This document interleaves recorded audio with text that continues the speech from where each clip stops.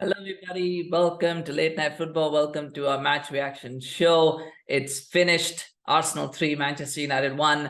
And it is a little bit, the scoreline flatters Arsenal. And I feel a little bit down. I'm not gonna be lying. I'm gonna say I feel a little bit down because that scoreline is not reflective of the game. I feel Manchester United, it's in football as in life, sometimes luck plays a big role. And today luck was on Arsenal's side, especially towards the last 10-15 minutes. It was on Arsenal's side, because when you look at Manchester United, and I feel sorry. I don't feel sorry for the players. I don't feel sorry for the team. I feel sorry for Ten Hag, because he did everything that he could today, to get a result, and it almost paid off for him until and unless things just went pear-shaped because of factors that were out of his control. What I will say though, and I think it's hard because you start from the start, do you start from the middle, where do you start? Because there's so many talking points across this game.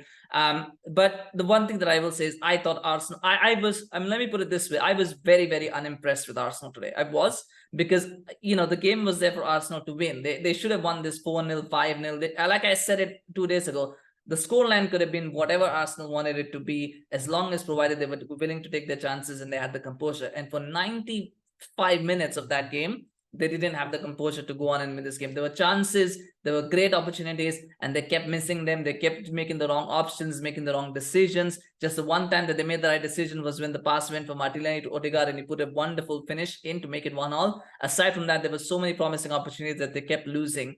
And then the chance came for Declan Rice, and he took it, and he made it 2-1. But you knew that United were going to crumble, because there was just no way that they were going to be able to hold on for as long. They did very well to hold on for as long as they did to 1-1. But you knew that it was coming, and it was 2-1, and then 3-1 it doesn't matter. Right? United, everybody's attacking. The ball goes through it. It's 2-1, 3-1 doesn't really matter much. It gives a bit of gloss to Arsenal, but really, it should have been much worse for Manchester United. Just because, and we'll go back to the fact of the bad luck. Look at the number of players that were missing for United. United lost both their starting centre halves from this game. They already lost Varane, and then they lost Lindelof and Martinez as well, and they had to play Maguire and Evans. And there's no respect anyway for them, and then they shouldn't be. That's a Luton Town starting centre half pairing. Maguire and Evans is like a Luton Town starting pairing. It's not a Manchester United starting centre half pairing. I'm sorry, it isn't. And that's why I said I don't feel sorry for the players. I feel sorry for Ten Hag, because he's had to, at some point, who could have predicted that, you would need your fourth centre half to be a good centre half? Who would have predicted that? We all said that they needed another centre half. They needed one more, because the moment Lindelof and Varane, two out of Varane and Martinez and Lindelof go down, you're getting to Maguire. You're getting to Maguire, and then you're getting, and they lost another one, and they had to go to Evans. It's just unbelievable. But it's bad luck. It is bad luck, and nothing more to say for Ten Hag. But like I said, Manchester United architects of their own demise, because they had 3 months to buy a centre half. They didn't. And they had 3 months to then look at what are the positions he's strengthening. They didn't, and they didn't do that. And before that, there was a goal for Alejandro Garnacho. Now again, VAR came to the rescue for Arsenal here, because that was marginally offside. If that was in, United would have drawn the game at the very least. They might not have won it, but they would have drawn it, because at 2-1 you don't see Arsenal winning that game. But it's just fine margins, isn't it? He just went a little bit too early. Gabriel kind of pushed his back a little bit. Whatever, he made it that way. It became a thing. And when I saw that goal, I was like, that's not a goal. That looked very much offside to me as soon as the ball was played through to Garnacho. But then when I looked at it second, I was like, no, that's not offside. He's actually onside. And then I looked at it third time, no, it looks offside. He looked offside. In the close-up angle, he looked offside. The far angle, he didn't look offside. So, but it's VAR, right? These are small things. They sometimes go your way, they sometimes go against you. It's a matter of luck. But it was 2-1. But it should have been 2-1. It wasn't. It was 1-1. And fair play to Arsenal for that. The penalty decision, was that a penalty? I'm going to say it wasn't a penalty. For me, it wasn't a penalty. Looking at it the first time, I thought, what is he done? But the second time, when I looked at it in the replay, so that's not a penalty, because Havertz basically just goes over. He's not going to tackle. I'm actually surprised he didn't get a yellow card for a dive, actually. But yeah, he just went over. Like he went down expecting the contact. I always feel that sometimes when you do that, you're actually cheating, because you cannot. It's like almost saying that I'm going to go early because I'm anticipating a pass, so therefore I'm not offside because the pass I anticipated before. That's not the idea. It was cheating. That the little bit of what he was trying to do, where he was anticipating that wan-Bissaka would foul him, and so he started going down. Except wan-Bissaka, where the leg landed, wasn't where he was, and so it just kind of it was the same as Bellingham did yesterday, probably worse than what Bellingham did yesterday for Real Madrid. If you watch that game, that wasn't a penalty either. This one wasn't a penalty either. I'm sure there'll be a lot of people with a lot of opinions, and I'm sure there'll be a lot of people saying no, it's a penalty, United, whatever. But the fact is that wasn't a penalty. But VAR came to the rescue of Manchester United there, so they took it away. In the offside decision. So sometimes it goes both ways. What was also interesting, and I kept hearing the commentators talk about this, that United, Arsenal not pressing United. I think Ten Hag had a plan, right? And the plan, I think, was and this, I think, was something that Arsenal anticipated as well. The plan, I think, was from United's point of view, is I think Ten Hag realized our midfield is not that good. Forward line is good for nothing other than running onto the ball. So let the defense have the ball. Let Onana kind of be a quarterback and ping passes here and there, and try and force Arsenal wide, and then find the gaps in the spaces. That was literally the idea. Arsenal kind of anticipated that, and I thought it was good tactics from Arteta, because he said this. I realized United's midfield is crap. United's forward line is crap. So let the defense have the ball, because at some point the ball has got to go forward. And when it goes forward, we will stop the midfield, we'll stop the attack, which is relatively easier, rather than trying and press the defense. And maybe the defense or the goalkeeper can kind of play it out of the back. And, you can give... The thing is, United are good in space. When there's space in front of them, they're good. They're not that bad. And so the game plan was, let's try and get some space in the midfield in the forward line where we can do something. And Arsenal said, fine, you can have the ball in the defense. When you play it forward, you've got no space to work your magic. So try to do it there, and then we'll see what happens. And it didn't work, right? For the most part, it didn't work. They kept pinging long balls everywhere. Nothing really worked. It didn't matter. Arsenal kept keeping it out. The only time when United got behind with the goal was when Arsenal played a sloppy pass. It wasn't anything that United did. It was Arsenal won the ball and they played a sloppy pass, because for the one time I think they lost a bit of composure, and they went, let's try and catch them out quickly. And I think it was an interception from Eriksen. Beautiful pass from Eriksen, but with us, pass of the match is such a good pass. Rashford gets onto it. White should have done better. I think even Ramsdale probably could have done better. But it's a good finish from Rashford. He gets a goal, but even immediately after that they concede. 30 seconds after that goal, they've conceded a goal. I mean, that's gonna destroy Ten Hag as well. The fact that they conceded so soon after scoring, it's what it is, right? If they had kept, I'm not saying that they would have won if they had not conceded that first goal so fast.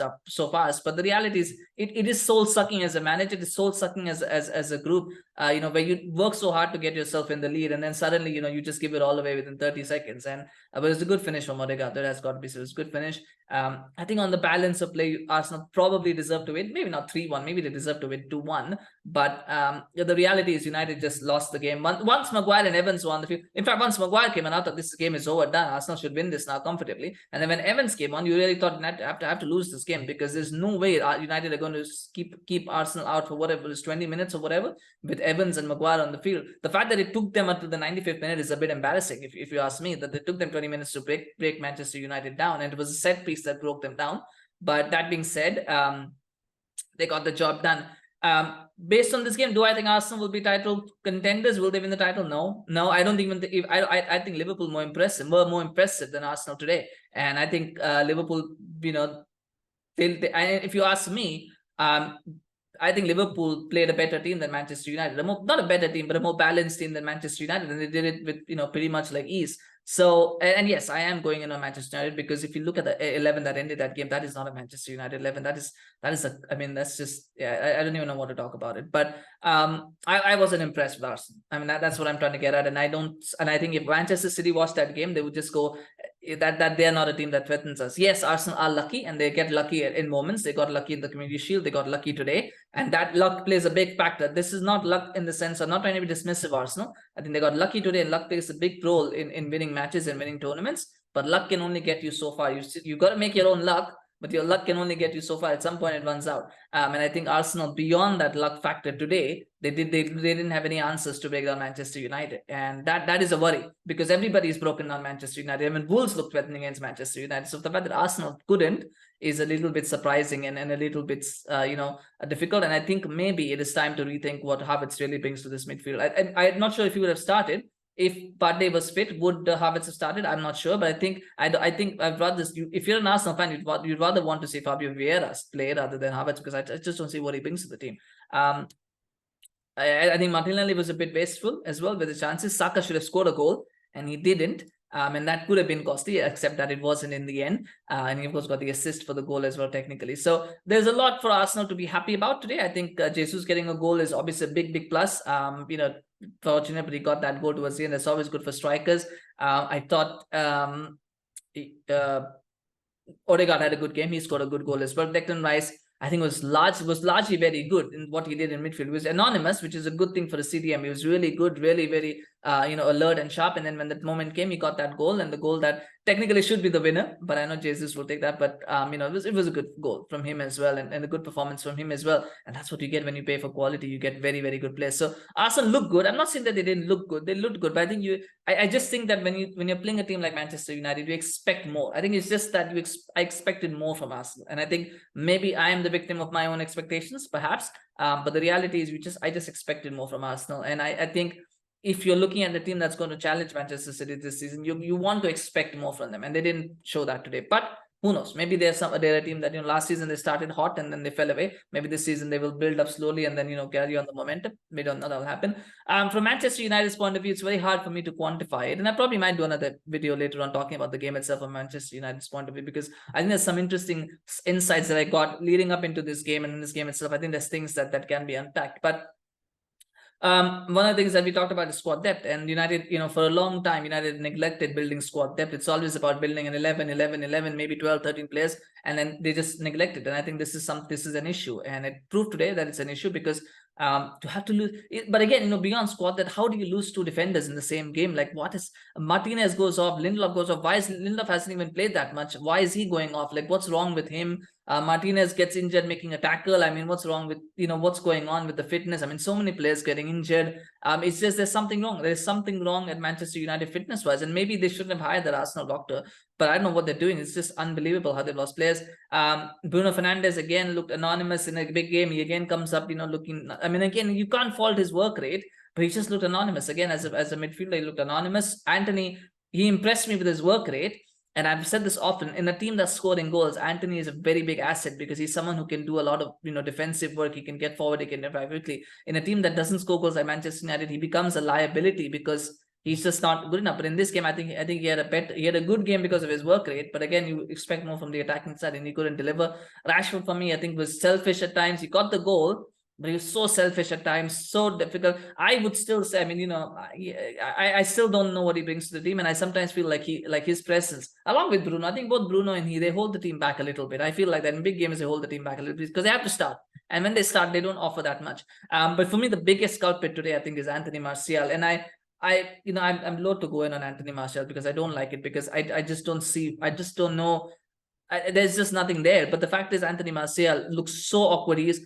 Off the ball, he doesn't do much. Of the ball, on the ball, the ball was bouncing off of him. Again, it could be match fitness. It could be, he's lost his pace. Now, this is a factor. He's lost his pace completely. And I think he has not realized, or he has not had the time to adjust the fact that he's lost his pace. So he doesn't know what to do. And he doesn't play often. So he's not had a chance to work on his game either, with having all these physical attributes taken away from him. So, I mean, that's where it is. I think Haaland, for me, I mean, a lot of people will overrate him and say he was good because Martial was so bad, but I don't see anything special from him. Yes, he's got a bit of physical bite about him. He's got a little bit of, United looked better when he came on, but that's because, Martial was such a drab presence that anybody coming on would have made it look better. But I didn't see much for me to suggest that this is not me going in on Haaland as well. I'm sure he'll have a good season. The thing is, people who are thinking Haaland is going to be the savior, he's not going to be a savior. He's still very raw. He still needs a lot of work, and it's going to take a lot of time for him to get used to this team. And like I said, I don't think we'll see the best of him until next season. So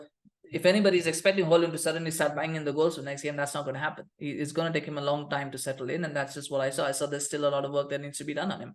So yeah, well done to Arsenal.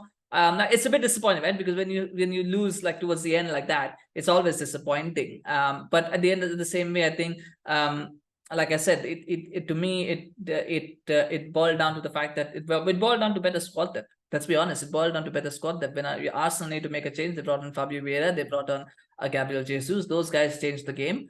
United, when they lost players, who would they bring on? They bring on Maguire, they bring on Evans, they bring on a 20-year-old striker who's somehow supposed to change things. They had to bring on an 18-year-old winger who could have scored a goal, but still he's young, right? And if that's what it is, United just don't have a bench, and that's going to cost them. And that's why I believe that they will finish 6th at best this season. Anyway, on that note, smash like for Arsenal. Did really well today. Well done. Man of the match. It's an interesting one, right? Man of the match, who do you give it to? Lots of good performances today. I think Declan Rice probably deserves it. I think I would say Declan Rice, because a lot of the work that he did went unnoticed, but when he got that goal, he got that shine, and his goal is the one that stands out. But I think he was very good in midfield today as well. He completely nullified Bruno. Not that it's very hard to do, but he did that, and he owned, Arsenal owned that midfield, and in large part to him. You'd probably say Odegaard as well, or maybe Zinchenko. But I thought Declan Rice was really, really good. So he's my pick of the man of the match. Let me know your thoughts in the comments, of course. Do share your thoughts about the game as well. Arsenal, Manchester United, what do you think about both teams and how they played? Maybe you disagree with me on something. Maybe you thought Arsenal were impressive. Maybe I am being harsh on Arsenal. Let me know in the comments. Always love to hear from you guys. Smash a like for Arsenal. Smash a like for this video. Subscribe to our channel on YouTube. Follow us on Facebook, Twitter, Instagram. We'll probably do a couple more videos today. So subscribe so you can get notified. Thank you so much for watching. We'll see you again very soon. Bye-bye.